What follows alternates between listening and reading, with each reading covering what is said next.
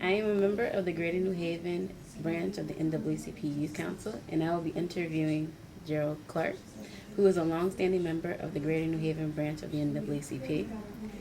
Thank you for taking the time to meet with me today. As you may know, this is the 100th centennial anniversary of the NAACP, and many young people have not had an opportunity to share some of the rich history of the organization, which you and many other pioneers helped to create. This is our opportunity to capture these moments and learn from your efforts. Would you begin by telling us your name and the date when you joined the NAACP? My name is Gerald Clark, and I joined the NAACP in the 1940s. I was a teenager, and I was born and raised in Tuskegee, Alabama. What are the main issues facing the Tuskegee community that motivated you to become a member? One was certainly an ongoing problem with the fear of lynching and not being able to vote, and all of those activities that excluded us from the main flow of American life. On one hand, we were fortunate that it was a black community, so we didn't have the full brunt of the brutal lynching things and the acts that led up to it.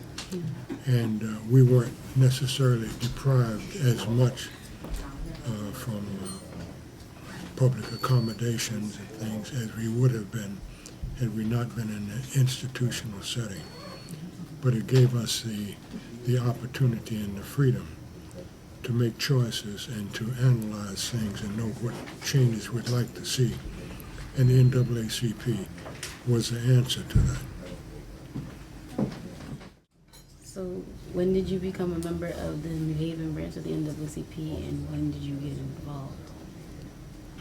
I became a member, I think, in the mid-1960s. I'm a life member, and I don't remember the exact dates when I became a life member. What issues in the New Haven community made you join the New Haven branch when you became a member here? The apparent lack of political power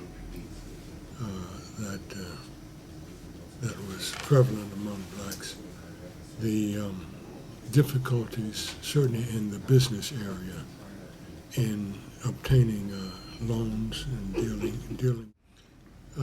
There were a few areas such as the lack of political power and the inequalities of education could certainly be better. The economic situations were not equal at all. The job opportunities were not there as they should have been. And where there were job opportunities, we found that there were very few promotions and opportunities for growth. In the business situation, it was almost nil. We found that there were no real business opportunities for getting loans, for acquiring a part of the market, for participating in the total economic situation. So those were some of the issues that were apparent right away that we needed to deal with, and that encouraged me to be involved. Were there any important events in this country that made your commitment to the NAACP even stronger? At that day and time, yes. The fact that the country was growing, that there were few, if any, businesses owned and operated by African Americans, there was not the opportunity open to encourage African Americans to start businesses and compete. And that was my general background and general area. And so we thought that we could do something about it with the help and support of the NAACP, and they stepped right in and took it upon themselves to do something about it.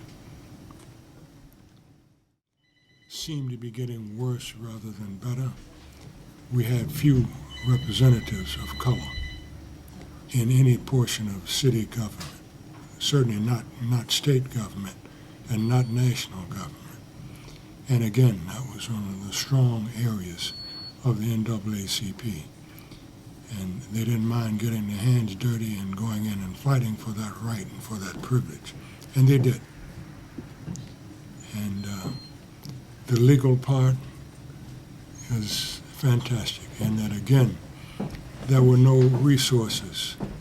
We had a handful of people in the legal system, and they were blocked and were not supported or encouraged as they should have been. And again, the NAACP took a role in identifying and helping to encourage our entry into the legal part, which has always been a strong area. And what was really missing then and is strong now is their involvement in encouraging the health aspect of our people. And this has been neglected for years and years and years, always put on the back burner, primarily because of cost, which takes us back to the economic and business part. But it's a vital part. If we don't have health, then we have nothing. And the NAACP has been instrumental in taking the leadership in that area.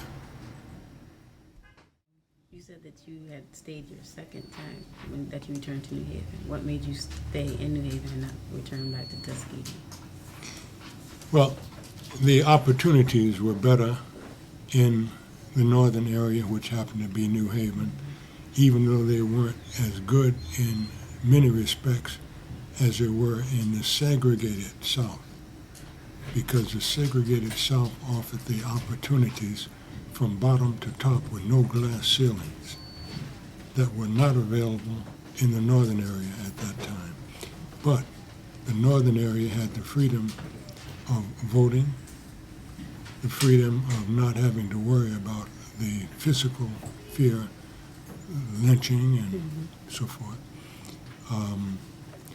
So with my young children, who I felt could get a better, more well-rounded education here in the North, after a certain level in the South, even though, again, in the South, we had a better, well-rounded, more thorough, teacher-friendly education than we had here in the North. So there were those two differences, the pluses and the minuses.